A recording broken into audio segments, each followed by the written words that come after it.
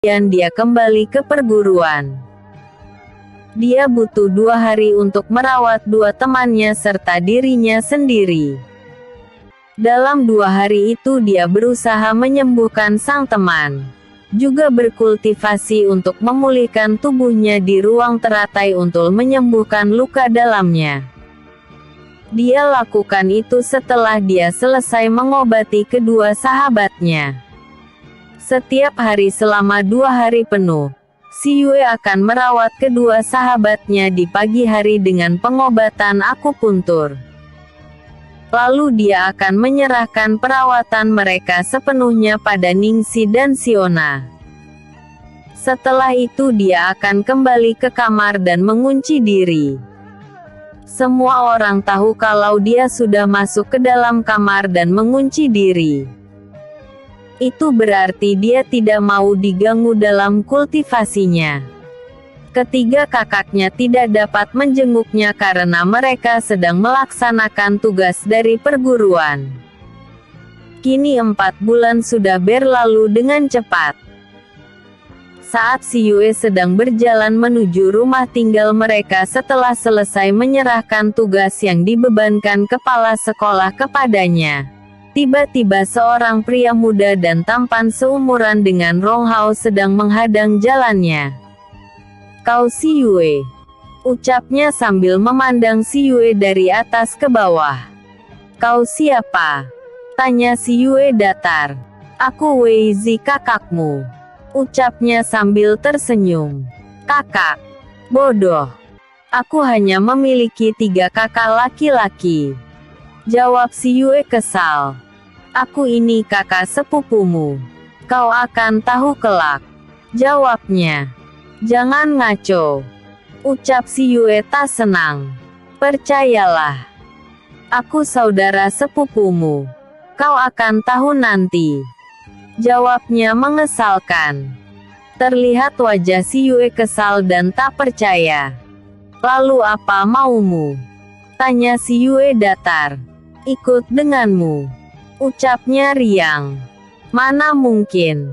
Aku tinggal di perguruan," jawab si Yue mulai marah. "Aku sudah bilang pada kepala sekolah, dan dia bilang di sana masih ada kamar yang kosong," kata pria yang bernama Wei Zi lagi. "Masih banyak tempat yang lain. Kenapa kau memilih tempat kami?" tanya si Yue terlihat sangat kesal. "Karena kau sepupuku dan aku ingin menjagamu," jawabnya ringan. "Aku bisa jaga diri sendiri.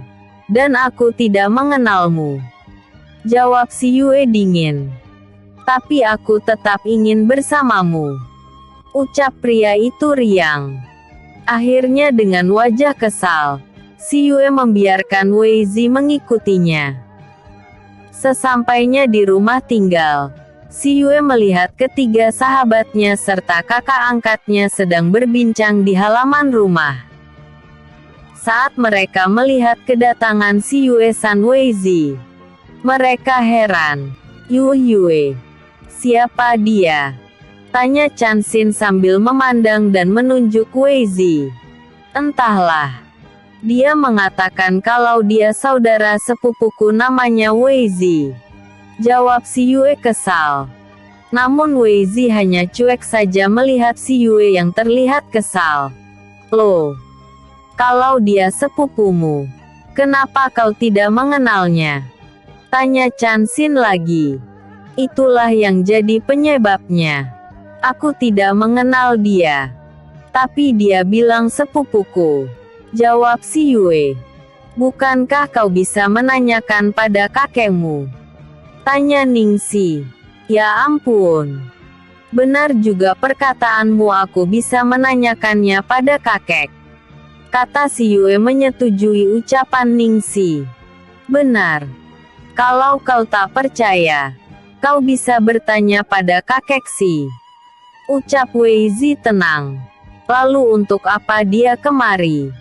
tanya Ningxi. "Dia akan tinggal bersama kita," jawab si Yue lagi. "Tinggal di sini?"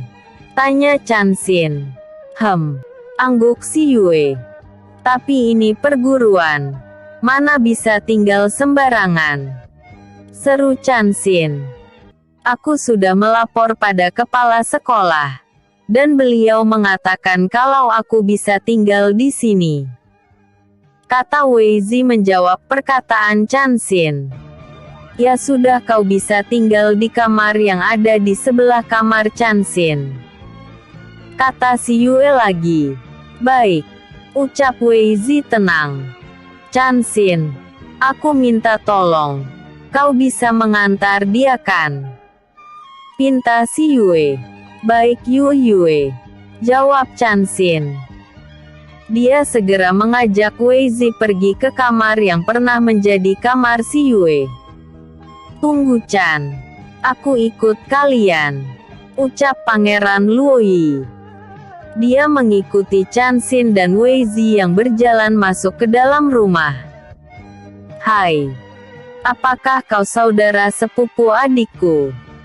Ucap Pangeran Luoyi dengan ramah. Dia berjalan di sebelah Wei Zi. Benar. Namaku Wei Zi. Ucap Wei Zi memperkenalkan diri. Aku Luoyi, saudara angkat Yue. Kalau begitu kau juga saudaraku. Ucap Pangeran Luoyi dengan senang. Kau saudara angkat adikku? Tanya Wei Zi sambil menatap Pangeran Luoyi sekilas. Pangeran Luoyi mengangguk. Dia pangeran kerajaan ini. Oh ya, kenalkan aku Chanxin. Ucap Chanxin yang berjalan di depan mereka. Mereka pun sampai di kamar yang akan menjadi kamar Wei Zi. Setelah dibersihkan, kamar itu pun siap digunakan.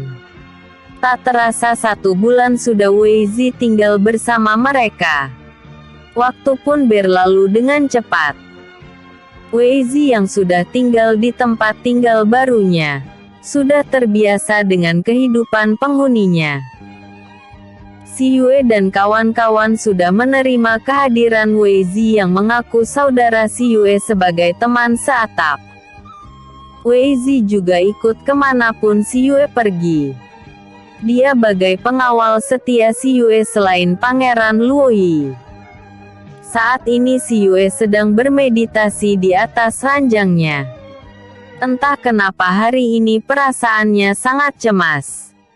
Seperti ada sesuatu yang akan terjadi. Si Yue berkultivasi dengan perasaan tak menentu. Hingga membuat dia tidak bisa konsentrasi. Kini kultivasi si Yue sudah berada di alam inti level 5. Dalam 4 bulan ini dia mengalami 3 kali terobosan. Saat dia sedang gelisah dalam kultivasinya, tiba-tiba terdengar ketukan di daun pintu kamarnya. Tok, tok, tok. Yue. Ini aku Chanxin, kau ada di kamar kan? Terdengar suara Chanxin di luar pintu kamarnya. Dengan perlahan si Yue menyudahi kultivasinya. Dia turun dari pembaringan berjalan ke arah pintu kamarnya dan membukanya perlahan. Ketika pintu terbuka, terlihat keempat sahabat serta Wei Zi sedang berdiri di depan kamarnya. Terlihat wajah mereka gelisah. Ada apa kalian di sini? Tanya si Yue pada mereka berlima. Yue, maaf kami mengganggumu. Ucap Pangeran Luoyi dengan wajah khawatir. Tidak apa-apa. Lalu ada apa kalian mencariku? Tanya si Yue. Kita harus pulang ke rumahmu. Kata Pangeran si Yue dengan wajah cemas. Pulang? Tapi ada apa? Tanya si Yue yang mulai merasakan kecemasan di dalam hatinya. Kami mendengar kakek si Yue dalam bahaya. Beberapa orang mendatangi rumah kakek si Yue. Jawab Pangeran Luoyi dengan wajah takut dan cemas. Apa? Teriak si Yue.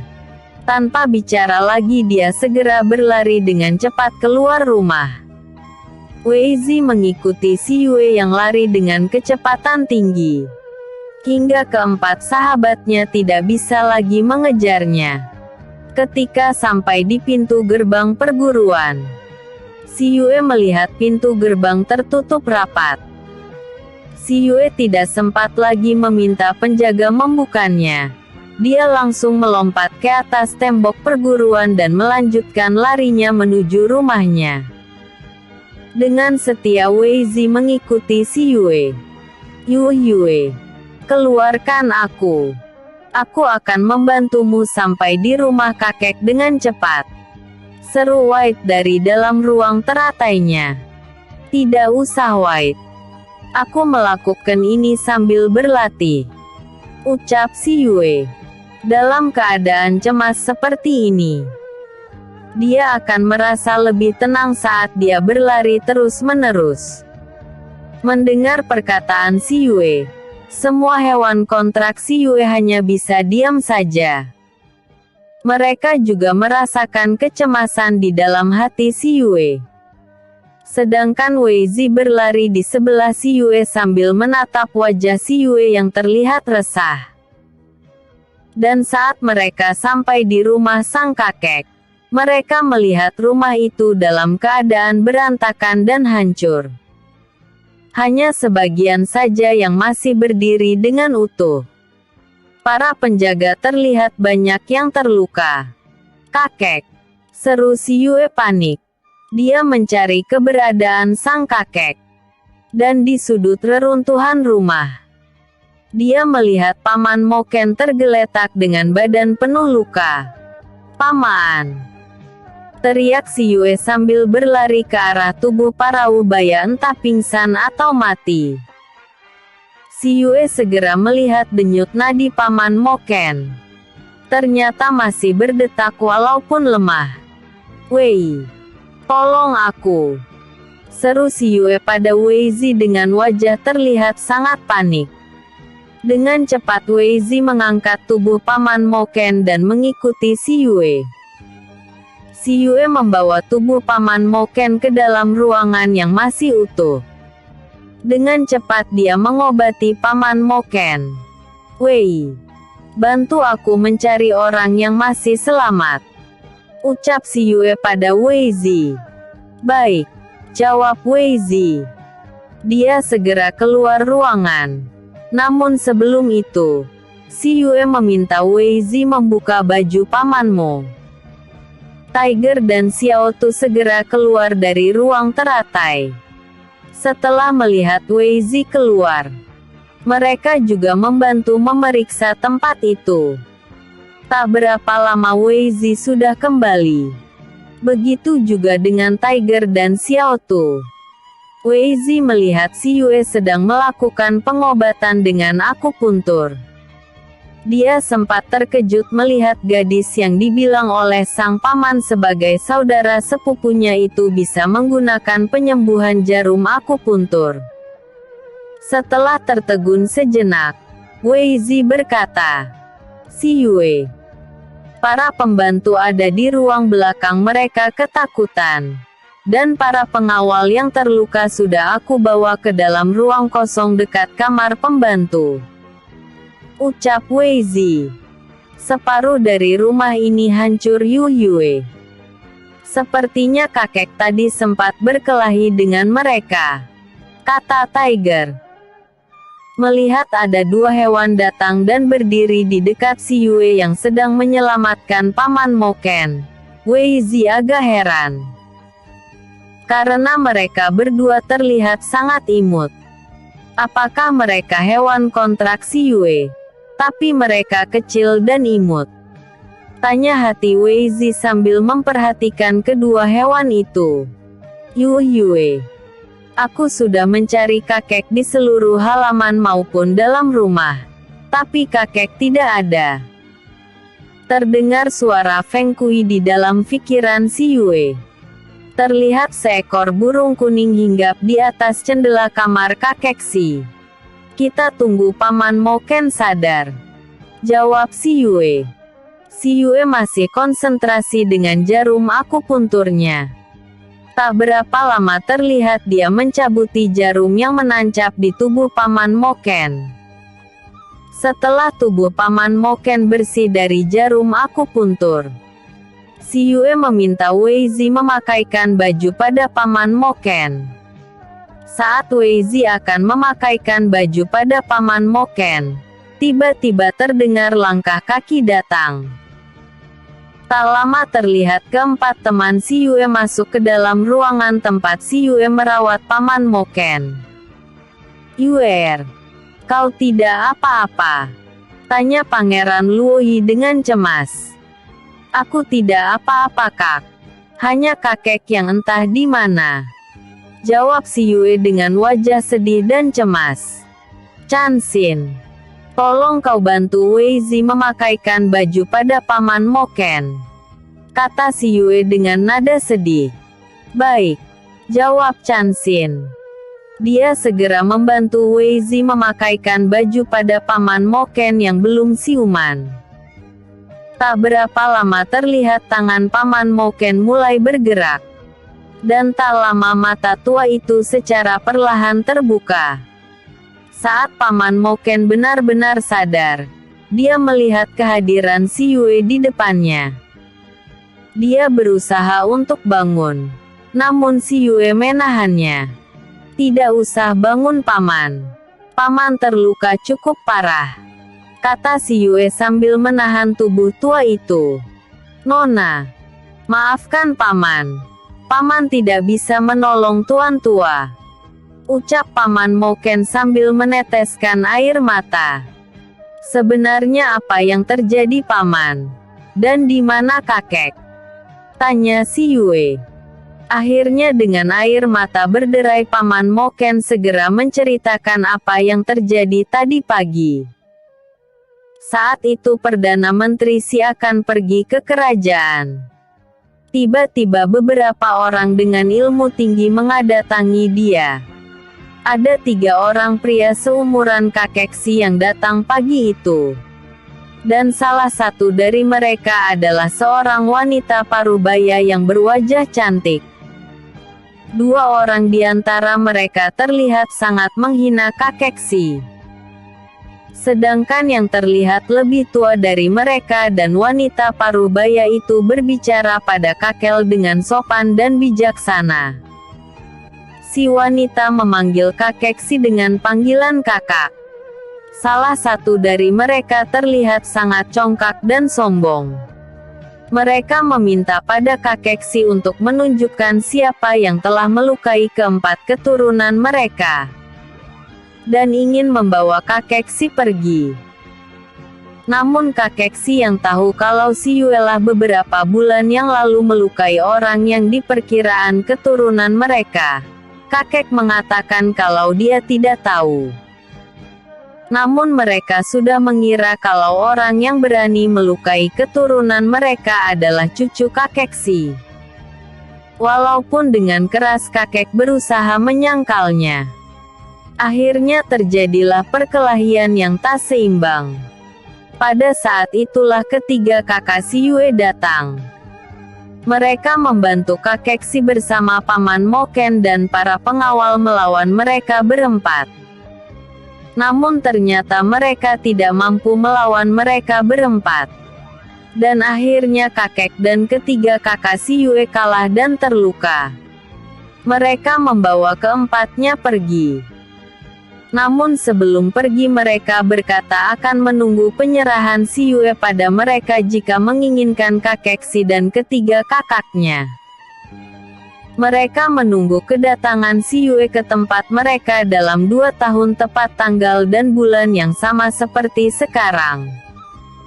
Tapi kakek memintamu jangan ikuti kemauan mereka. Mereka juga memintamu mencari buah beri red untuk alat pertukaran kakek dan kakakmu. Kata Paman Moken mengakhiri ceritanya. Mendengar cerita Paman Moken terlihat wajah si Yue memerah. Mereka keterlaluan. Kenapa mereka tidak menunggu kedatanganku? Seru si Yue dengan marah. Kakek yang sengaja membawa mereka agar segera pergi. Karena kakek tak ingin melibatkan dirimu nak. Kata Paman Moken dengan wajah sedih. Kakek, gumam si Yue dengan perasaan sakit dan terluka. Kenapa kakek tidak membiarkan mereka bertemu dengannya? Tanya si Yue pada diri sendiri di dalam hati. Oh ya nak, ada sesuatu yang kakek tinggalkan di dalam kamar kakek. Sebenarnya tadi malam perasaan kakekmu sudah tidak enak. Dia merasa resah semalaman. Karena itu pagi sebelum dia berangkat ke istana, dia berpesan padaku untuk menyampaikan pesan ini padamu jika ada sesuatu yang terjadi pada kakekmu.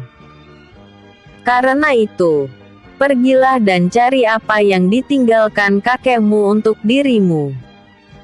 Kata Paman Moken lembut. Benar Yue. Pergilah. Kami akan menjaga Paman Moken. Kata Pangeran Luoyi lembut. Benar kata Pangeran Luoyi. Kau cari saja apa yang dikatakan Paman Moken. Kami semua akan mencoba membersihkan dan merapikan tempat ini, serta merawat dan melihat mereka yang masih selamat. Kata Wei Zi dengan nada bersahabat. Baiklah, aku akan pergi.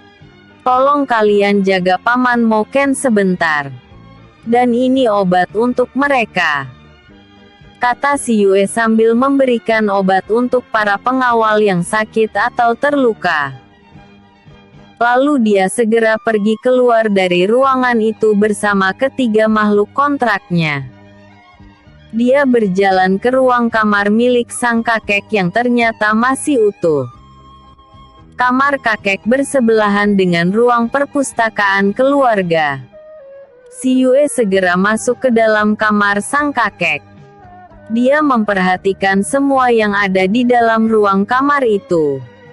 Kamar yang memang selalu terlihat rapi itu terlihat sedikit berdebu. Mungkin karena terkena imbas dari jatuhnya ruangan yang ada di sebelah depan ruangan itu. Perlahan si Yue menelusuri tempat itu, hingga dia melihat sebuah tombol kecil di sebelah lukisan pemandangan yang ada di pojokan tuangan. Saat si Yue menekan tombol yang tersamarkan oleh hiasan berbatu, tiba-tiba lukisan pemandangan di dinding tergeser sedikit. Ternyata ada lubang kecil berbentuk kotak di dalam dinding belakang lukisan. Saat si Yue melihat ke dalam lubang itu, ada kotak kecil hitam tersimpan di dalam lubang. Perlahan si Yue mengambil kotak itu. Terlihat kotak hitam seukuran telapak tangan berada di depannya. Dengan perlahan si Yue membuka kotak itu. Ternyata di dalam kotak terdapat sebuah giok hijau muda dan sebuah cincin yang memiliki mata cincin dari berlian hitam berbentuk teratai dan sebuah surat terdapat di dalam kotak. Si Yue mengambil surat itu. Perlahan dia membukanya. Terlihat tulisan rapi sang kakek berada di atas kertas itu. Untuk cucu kakek tersayang. Saat kau membaca surat ini, kakek pasti sudah tidak ada di sisimu. Kakek membuat surat ini saat perasaan kakek tidak nyaman. Karena itu bacalah pesan kakek ini. Kakek memberimu surat ini bukannya kakek tidak sayang padamu, ataupun tidak mengakuimu sebagai cucu kakek. Namun karena kakek tidak ingin menyembunyikan kebenaran di dalam hidupmu. Kakek sangat menyayangi dan mencintaimu nak. Begitu juga dengan ketiga kakakmu. Sebenarnya kau bukan cucu kandung kakek yang sebenarnya. Kau adalah putri dari penolong kami. Saat kau masih bayi, kami bertemu dengan ayahmu. Ayahmu yang telah menolong kami dari kejahatan seseorang yang ingin memusnahkan kami dari muka bumi ini.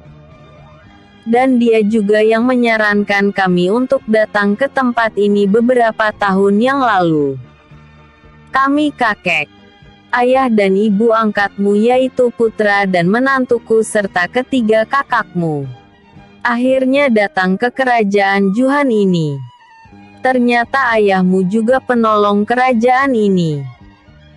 Namun sebelum kami pergi, ayahmu menitipkan dirimu pada kami.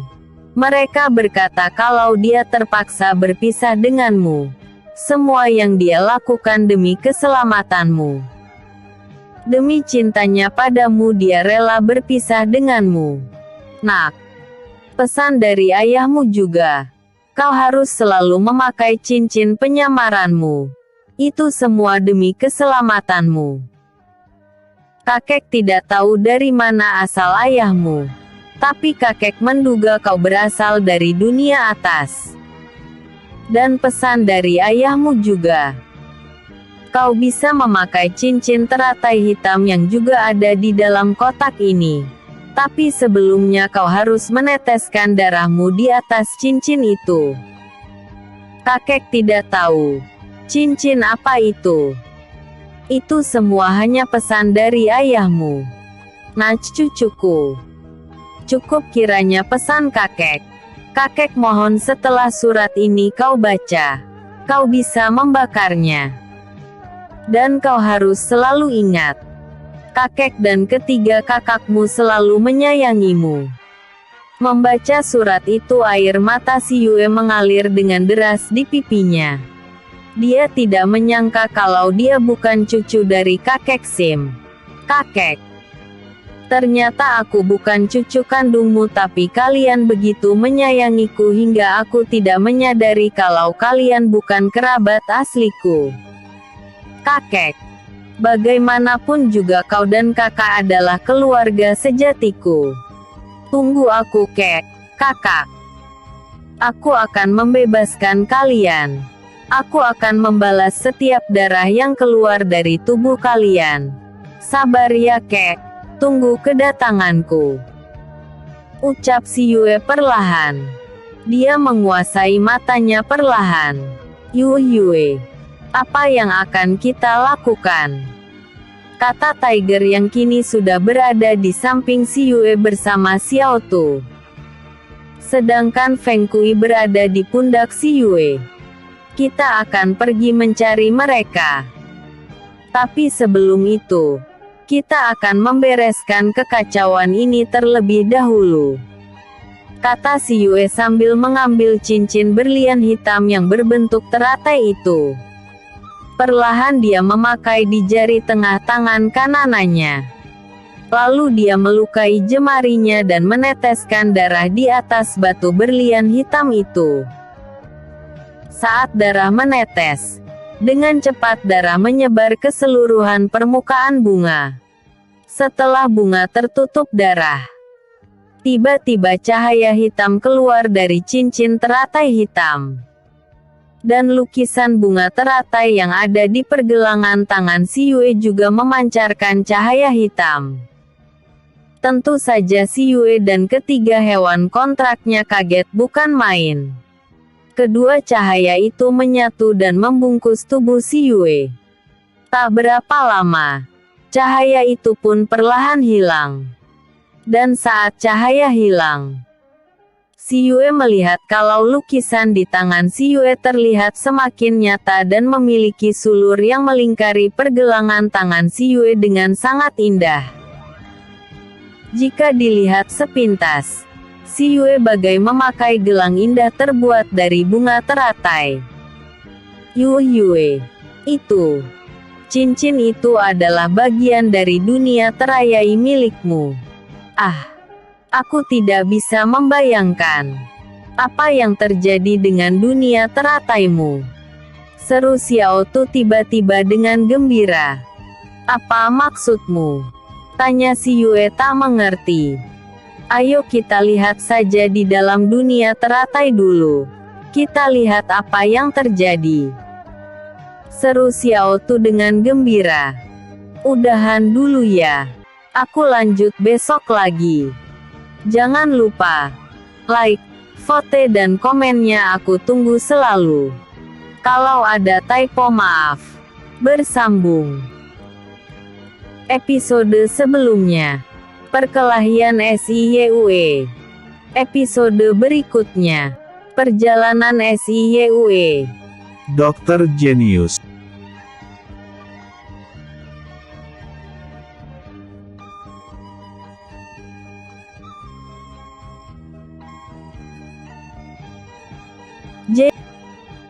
Jenius. Perjalanan SIYUE. Yue. Itu. Cincin itu adalah bagian dari dunia teratai milikmu. Aku tidak bisa membayangkan apa yang terjadi dengan dunia terataimu. Seru Xiao Tu tiba-tiba dengan gembira. Apa maksudmu? Tanya si Yue tak mengerti. Ayo kita pergi ke dunia teratai dulu. Kita akan lihat apa yang terjadi di sana. Seru Xiao Tu dengan gembira. Akhirnya mereka semua masuk ke dalam ruang dunia teratai. Saat mereka masuk mereka telah disambut oleh si kecil Baizi. Yue, kau sudah datang. Lihatlah Yue. Lihatlah di sana. Aku melihat pohon buah beri red milikmu sekarang tumbuh agak tinggi dan berbuah lebat. Dan di sebelah sana aku melihat banyak pepohonan tumbuh seperti sebuah hutan kecil. Ucapnya sambil melompat ke pelukan si Yue. Mendengar ucapan Baizi si Yue menjadi heran. Ini maksudnya apa Xiao Tu? Apa yang dimaksud Little Baizi? Kata si Yue heran. Kita lihat dulu apa yang dimaksud dia. Jawab Xiao Tu. Mereka segera berjalan ke arah yang ditunjuk Little Baizi. Mereka berjalan ke arah belakang istana. Sedampainya di sana, terlihat ada hutan terletak agak jauh dari istana. Dan padang yang cukup luas dengan rumput yang hijau terbentang di depan mereka. Ini. Dunia teratai mengapa terlihat semakin luas Xiao Tu? Dan aku melihat hutan dan padang yang luas di depan kita. Bukankah ini kemarin belum ada? Tanya si Yue tak mengerti. Hahaha. Ini semua karena cincin milikmu Yue. Cincin itu pasangan dari lukisan bunga teratai milikmu. Cincin itu membuat dunia teratai semakin luas dan indah. Kau tahu Yue baru sekarang lukisan itu mendapat pasangannya. Sudah beberapa master yang aku ikuti. Tapi baru kali ini aku melihat dunia teratai seluas ini. Kau memang merupakan keberuntungan kami. Seru Xiao Tu gembira. Dia berlari di padang yang luas itu. Dia tidur, melompat dan berlari dengan gembira. Setelah itu dia kembali lagi ke depan si Yue. Kau tidak ingin melihatnya Yue? Tanya Xiao Tu. Tidak sekarang Xiao Tu. Kau tahu kita masih banyak urusan. Jawab si Yue sambil mengusap kepala pria muda itu. Mereka kembali lagi melihat.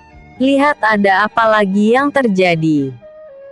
Dan mereka bisa melihat keadaan taman semakin indah dan meluas, banyak tumbuh bunga langka di taman. Juga tanaman obat yang langka tumbuh di sana. Dan benar kata Little Baizi. Mereka melihat pohon beri red tumbuh sedikit tinggi. Yang kemarin hanya setinggi pinggang manusia. Kini sudah setinggi manusia dewasa berdiri. Daun dan bunga semakin lebat. Walaupun masih kecil dan berwarna hijau. Sedangkan yang merah masih ada beberapa biji dan yang mengherankan.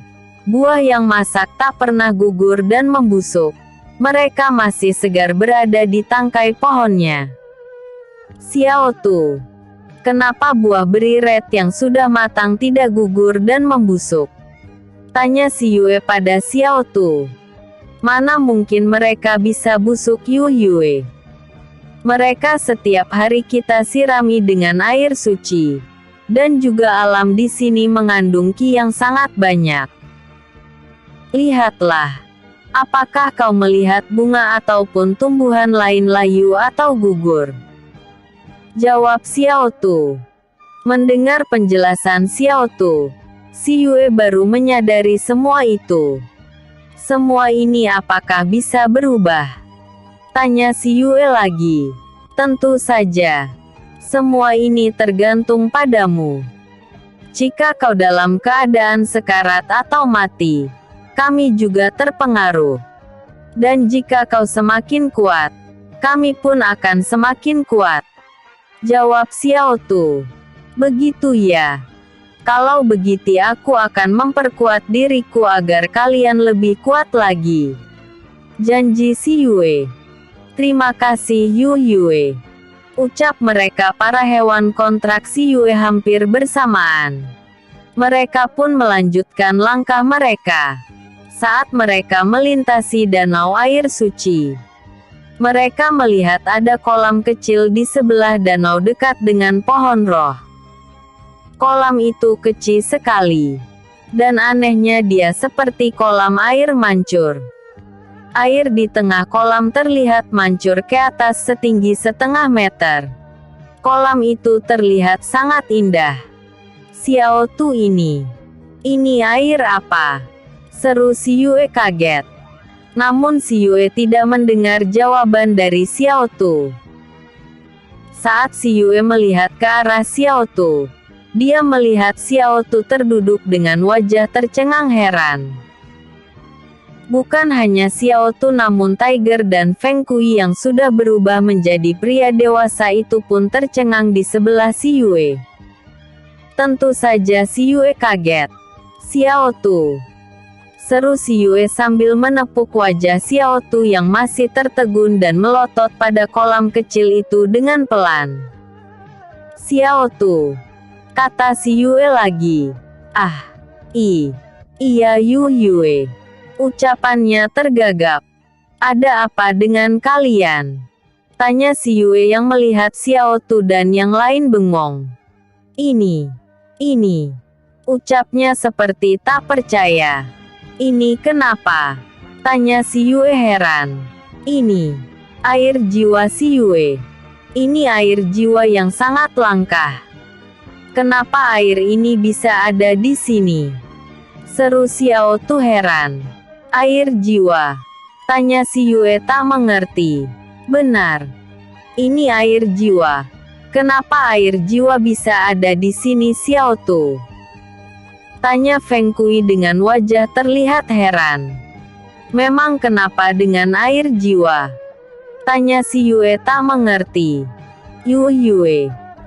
Apakah kau lupa dengan buku yang kau baca tentang keajaiban dunia? Kata Xiao Tu mengingatkan Si Yue. Terlihat wajahnya gemas. Maksudmu? Tanya Si Yue tak mengerti. Bukankah kau telah membaca beberapa benda yang merupakan benda keajaiban dunia yaitu pohon roh, air suci, pohon kehidupan dan air jiwa? Jawab Xiao Tu. Tunggu. Apakah air ini yang dimaksud dengan air jiwa atau air kehidupan? Kata Si Yue dengan wajah terkejut. Iya. Itu air jiwa atau bisa disebut juga air kehidupan. Jawab Xiao Tu. Si Yue menjadi bengong mendengar semua ucapan Xiao Tu. Dia tidak pernah menyangka kalau di dalam kehidupan keduanya ini, dia memiliki keberuntungan sebesar itu. Boleh aku mencoba meminumnya? Tanya Si Yue. Tentu saja boleh. Tapi jangan terlalu banyak. Air kehidupan pada jiwa yang sehat tidak baik kalau diminum terlalu banyak. Tapi untuk orang yang terlalu banyak kehilangan kekuatan jiwanya, air ini sangat baik sekali. Kata Xiao Tu menerangkan. Si Yue meminum air itu. Dia merasakan kesegaran dan perasaan hangat mengalir di seluruh tubuhnya. Si Yue menatap pada Zuzaku yang masih berkultivasi di bawah pohon roh. Dia meminta pada Xiao Tu. untuk mengatakan Oda Zuzaku, jika Zuzaku bangun dari kultivasinya, agar dia meminum air jiwa. Baik Yu Yue, nanti baku sampainkan, ucap Xiao Tu lagi. Sebenarnya si Yue ingin melihat semuanya, namun si Yue tidak bisa, karena saat ini dia harus mengurusi soal rumah dan sang kakek yang telah hilang. Akhirnya mereka semua keluar dari dalam ruang dunia teratai. Saat mereka kembali ke dalam kamar sang kakek, keadaan tempat itu masih terlihat sunyi. Si Yue segera keluar bersama ketiga makhluk kontraknya. Seperti biasa, mereka bertiga akan berada di pundak si Yue. Ketika si Yue kembali ke dalam kamar tempat Paman Mouken dirawat, dia melihat Pangeran Luoyi dan para sahabatnya serta Wei Zi sudah berkumpul di sana. Si Yue segera mendekati mereka. Terlihat Paman Mouken sudah bisa duduk, walaupun wajahmu masih pucat. Paman, apakah Paman tahu mereka berasal dari mana? Tanya si Yue. Entahlah Nona. Paman hanya mendengar kalau mereka menyebut alam tengah. Tapi Paman tidak tahu apakah alam tengah tempat mereka berada. Hanya saja salah satu dari mereka mengatakan kota dingin. Jawab Paman Mouken. Si Yue, aku tahu kota itu. Kota dingin ada di alam tengah. Ucap Wei Zi membuat semua orang kaget mendengarnya. Dari mana kau tahu itu? Kata si Yue lagi. Itu kata ayahku. Jawab Wei Zi yang terlihat agak gugup. Kau menyembunyikan sesuatu dariku? Tanya si Yue sambil menatap Wei Zi yang terlihat sedikit gugup. Namun beberapa saat terlihat dia tenang kembali. Tidak. Aku hanya kaget sedikit. Karena yang aku dengar di sana akan diadakan turnamen antar perguruan atau sekte. Dalam 2 tahun lagi. Ucapnya lagi. Itu bersamaan dengan kedatanganmu untuk menepati janji mereka Yu Yue. Kata Chan Xin menyela. Apakah kau akan ke sana? Tanya Wei Zi. Bagaimanapun aku harus ke sana untuk menyelamatkan kakek dan ketiga kakakku. Ucap si Yue dengan tenang. Kalau begitu aku ikut Yu Yue. Seru Chan Xin. Mana mungkin Chan Xin. Kita belum tentu bisa kembali ke sini lagi. Mana mungkin kau meninggalkan kedua orang tuamu. Kata si Yue mencegah Chan Xin ikut. Tidak, aku akan mengikutimu. Aku akan mengikuti dirimu kemanapun kau pergi Yu Yue. Ucap Chan Xin dengan yakin. Bagaimana dengan kedua orang tuamu? Tanya si Yue.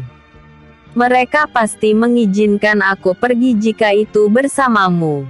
Kau tahu sendiri kan siapa aku dulu. Aku pria yang tak disukai oleh siapapun. Hingga kedua orang tuaku memasukkan diriku ke dalam perguruan itu. Ucapannya dengan wajah memohon. Baiklah, kau boleh ikut. Tapi dengan satu syarat, kau harus jujur pada kedua orang tuamu. Katakan pada mereka kalau kau belum tentu akan cepat kembali. Bisa-bisa tidak bisa kembali. Kalau mereka mengizinkan dirimu, kau bisa ikut denganku. Kata si Yue dengan tegas. Terima kasih Yu Yue. Baik, aku akan meminta izin pada kedua orang tuaku. Kata Chan Xin dengan wajah bahagia. Dia memang bukan anak tunggal di keluarga Chan. Dia merupakan anak ke-8 dari keluarga itu. Begitu juga dengan Feng Sun dan Ningxi. Mereka yang memang tidak memiliki keluarga di alam bawah ini, memutuskan akan mengikuti si Yue. Sedangkan Wei Zi akan ikut dengan si Yue. karena ternyata dia bukan penduduk alam bawah. Kini hanya tinggal Pangeran Luoyi, yang juga ingin ikut si Yue. Aku ikut denganmu Yuer, ucapnya dengan wajah menatap si Yue. Kak, itu tidak mungkin. Mana mungkin kau meninggalkan kerajaan ini hanya untuk ikut denganku? Seru si Yue kaget. Kenapa tidak? Aku akan pergi dengan adikku. Apa itu salah? Seru Pangeran Liuyi. Tapi kau itu seorang pangeran Kak. Kau tidak sebebas kami, kata si Yue berusaha menolak permintaan Pangeran Luoyi yang ingin ikut. Tidak, kau itu adikku, dan aku akan selaku bersamamu. Mana mungkin kau meninggalkan aku di sini? Seru Pangeran Luoyi tak mau mengalah. Baiklah Kak. Kau pikirkan dulu dengan tenang. Kita masih memiliki beberapa bulan. Karena aku masih akan memperbaiki kediaman keluarga si milik kakek si. Kau masih bisa berpikir dengan tenang. Kau tahu, setelah kita pergi dari alam bawah ini, kita belum tentu bisa pulang kembali kemari. Dan kau tidak akan bisa bertemu lagi dengan ayah dan bunda. Kau tidak bisa bertemu dengan keluarga di sini. Apakah kau mau itu? Kata si Yue menjelaskan panjang kali lebar. Aku mau, ucapnya kekeh. Kau masih banyak waktu untuk berpikir. Kalau kau sudah yakin benar kau bisa mengatakan padaku, dan kita akan meminta izin pada ayahanda raja dan bunda ratu. Dan saat ayah maupun bunda tidak mengizinkanmu, maka kau harus rela itu. Kau tidak boleh menolaknya. Kau mengerti Kak? Kata si Yue lagi. Baiklah, aku akan menuruti saranmu. Tapi jika ayah dan bunda merelakan aku pergi, kau harus membawaku pergi, ucapnya. Baik, aku berjanji padamu, jawab si Yue. Walaupun dalam hati dia berdoa semoga raja dan ratu menghalangi kepergian Pangeran Luoyi. Setelah itu mereka mulai membersihkan puing-puing rumah yang hancur, serta merawat pengawal yang terluka. Si Yue memberi santunan pada keluarga dari para pengawalnya yang meninggal. Setelah itu si Yue mulai membangun kediaman Perdana Menteri Si yang hancur setelah kesehatan Paman Moken sembuh total. Si Yue menyuruh Paman Moken untuk membeli budak yang bertubuh kuat dan sehat. Dengan janji kesetiaan mereka masuk ke dalam keluarga si Yue. Para budak yang dibeli oleh Paman Moken oleh si Yue dilatih dengan keras, hingga mereka bisa memiliki kekuatan yang sangat baik. Setiap hari di dalam pelatihan, para budak diberi air suci agar kekuatan dan kemampuan mereka dapat menghasilkan yang terbaik. Sifat si Yue yang menganggap mereka keluarga, membuat mereka dengan sepenuh hati mengabdi pada keluarga si Yue. Mereka juga mendapatkan hewan kontrak. Hari berganti hati, minggu berganti minggu. Akhirnya 3 bulan sudah si Yue memperbaiki keadaan keluarga dan rumahnya. Kini di rumah keluarga si Yue sudah miliki rumah yang sudah dibangun kembali. Toko obat sudah dibuka kembali dengan toko penuh dengan bermacam pil ramuan maupun bahan obat. Dan binatang roh untuk dijual sudah tersedia banyak. Si Yue juga mengajari beberapa orang untuk menaklukkan binatang roh. Si Yue juga memperdalam ilmu bela diri dan kultivasi Paman Moken. Kini Paman Moken sudah berada di alam kaisar tingkat 6. Si Yue juga memberi Paman Moken 2 pengawal yang memiliki kultivasi di alam kaisar juga. Mereka hanya beberapa tingkat di bawah Paman Moken. Saat ini si Yue dan kawan-kawan akan segera pergi. Setelah berpamitan pada perguruan, dia menemui Paman Moken. Paman, kau harus menjaga rumah ini dengan baik sampai kami kembali. Jika dalam 5 tahun kami tidak kembali, maka semua harta milik Perdana Menteri si seluruhnya akan menjadi milikmu pribadi. Ucap si Yue berpamitan pada Paman Moken. Tidak, tidak Nona. Aku hanya menjaga harta kalian. Sampai kapanpun harta ini tetap milik keluargamu Nona. Ucap Paman Moken dengan wajah bersungguh-sungguh. Baiklah kalau itu mau Paman. Tapi ingat Paman harus menjaga kesehatan Paman dengan baik ya. Kata si Yue lagi. Iya. Paman akan selalu mengingatnya. Jawab Paman Moken dengan wajah sedih. Oh ya Paman. Dalam 2 minggu ke depan, kau bisa datang dengan beberapa pengawal di pinggiran hutan sunyi untuk mengambil hewan roh yang aku tangkap di dalam hutan sunyi. Kami akan menunggumu di sana Paman. Dan Paman jangan sampai telat. Pesan si Yue pada Paman Moken. Maksud Nona? Nona akan menangkap hewan roh untuk dijual. Tanya Paman Moken kaget. Iya Paman. Aku akan menangkap hewan roh untuk persediaan dalam beberapa bulan atau tahun agar Paman tidak kesulitan mencarinya. Setelah persediaan mulai menipis, Paman bisa mencari penangkap hewan roh milik keluarga di sendiri. Paman bisa mulai merekrut orang menjadi penangkap hewan roh milik sendiri. Kata si Yue. Lagian Paman, bukankah hutan sunyi merupakan jalur jalan menuju ke alam tengah? Jadi sekalian si Yue menangkap hewan untuk dijual, jawab si Yue. Baik Nona, Paman akan melakukan perintah Nona. Jawab Paman Moken dengan patuh. Setelah memberi instruksi pada Paman Moken dan menitipkan Xiaona agar Paman Moken merawatnya dengan baik, mereka segera pergi menuju istana untuk berpamitan. Si Yue harus berpamitan pada Raja dan Ratu. Sebab selain dia sekarang putri angkat Raja dan Ratu, dia juga harus menjemput Pangeran Luoyi yang kekeh mau mengikuti si Yue.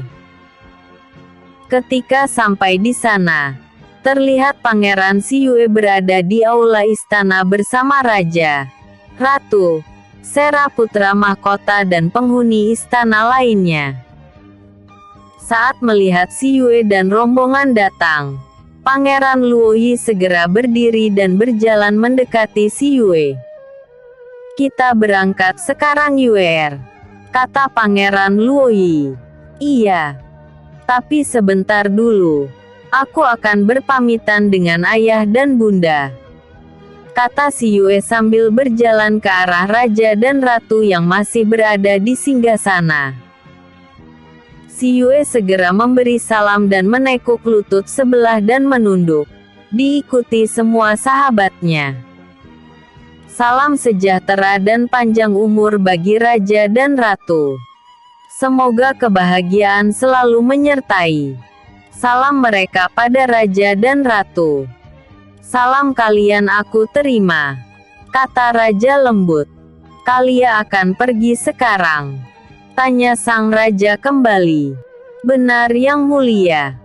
Karena hamba harus sampai di tempat mereka hanya kurang dari 2 tahun. Kalau tidak, keselamatan kakek dan kakak menjadi taruhannya.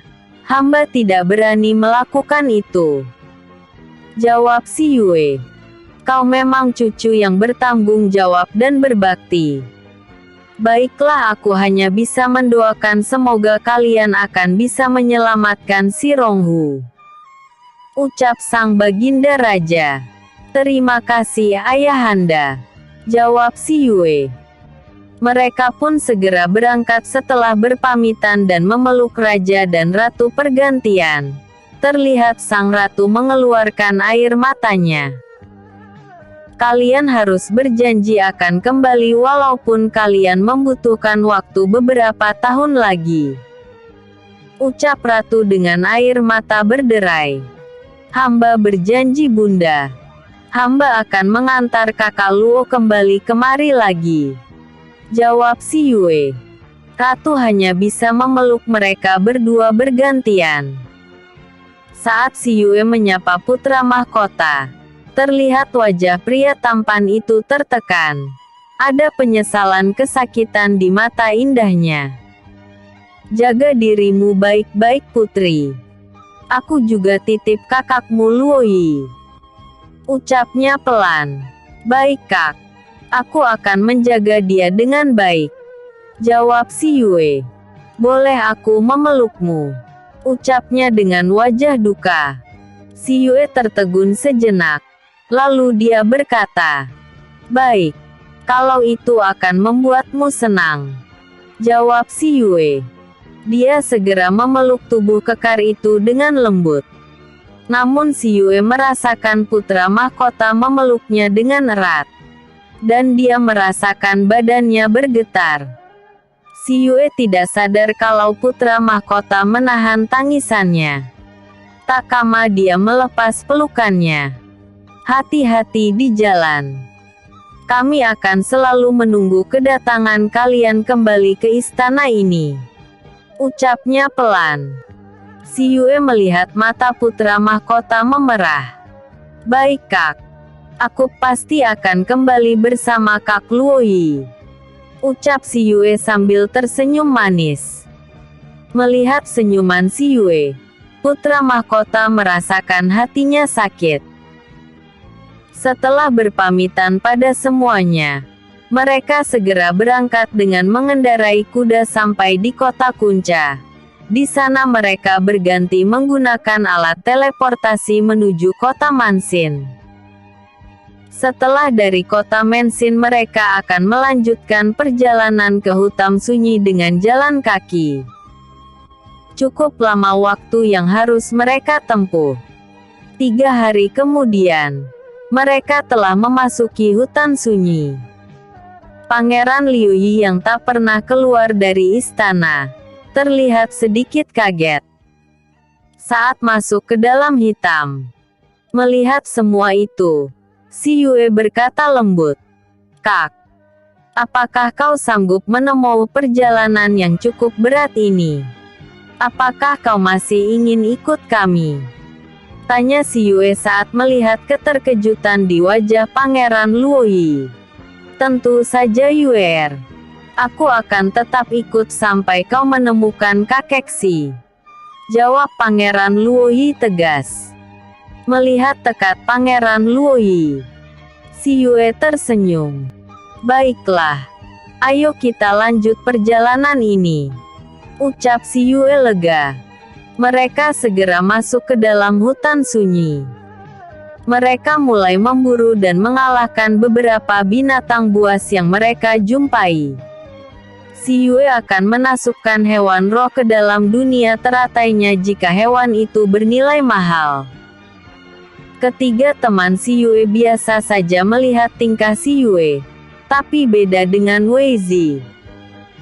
Dia heran melihat si Yue yang memasukkan hewan roh kuat ke dalam cincin ruangnya. Dia mengira si Yue hanya memiliki cincin ruang saja yang 2 oakai untuk menyimpan barang. Pangeran Luoyi yang semula kaku dan takut, akhirnya dengan tekadnya yang kuat, dia bisa mengalahkan rasa takut di dalam hatinya. Perlahan-lahan dia mulai berusaha membunuh dan ikut mengalahkan hewan roh yang mereka temui. Lama-kelamaan keahlian Pangeran Luoyi tidak terlalu jauh dari Chanxin.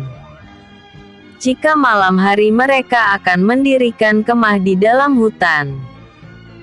Dan demi keselamatan mereka, tanpa setahu teman-temannya, si Yue akan memasang arai pelindung di sekitar kemah mereka.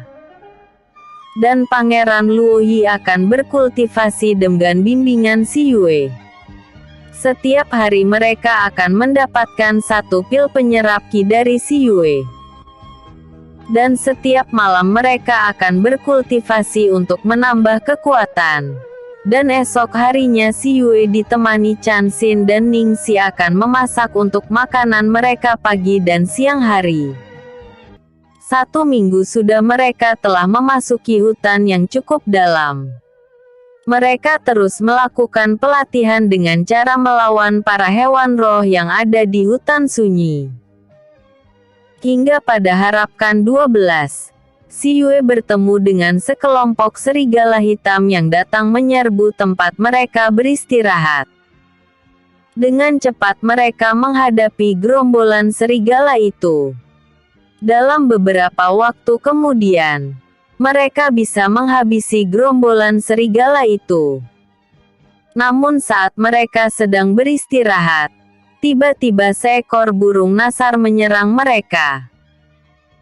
Mereka yang sudah kelelahan sepertinya tak mampu menerima serangan burung nasar itu lagi. Untunglah ada tiket yang menjaga mereka. Tiger, jangan kau bunuh hewan itu. Aku ingin menghadiahkan burung itu untuk Paman Moken. Seru si Yue sambil tertawa.